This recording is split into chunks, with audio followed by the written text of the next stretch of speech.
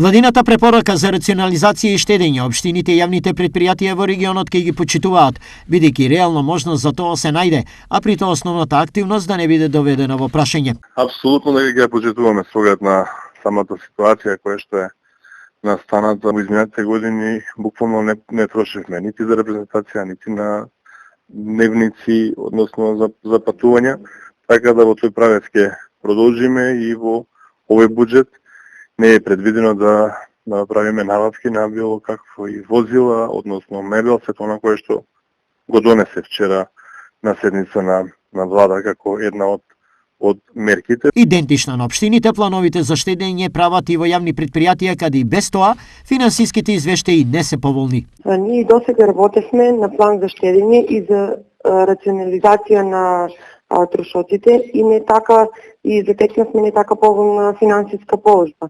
Па според тоа и според нашиот годишен план за работа ние секако се вклопуваме во донесената одлука на владата, што значи дека не планираме поголеми трошоци се додека не го дозволи самата финансиска состојба. Колку точно со овие предвидувања општините и јавните предпријатија ќе заштедат, во моментов пресметки нема, но впечаток е дека и без ваква одлука одговорното работење предвидува поинаков пристап од досега. За разлика од општините и јавните предпријатија на кои владата вчера им препорача штедење, државните јавни предпријатија и акционерски друштва се задолжени итно да ги преработат финансиските планови и најдоцна до 21 март да достават нови, со кои практично ќе покажат како ќе штедат. Со владината одлука се предвидува забрана за набавка на мебел и автомобили, кратење на дневници, патувања и репрезентации.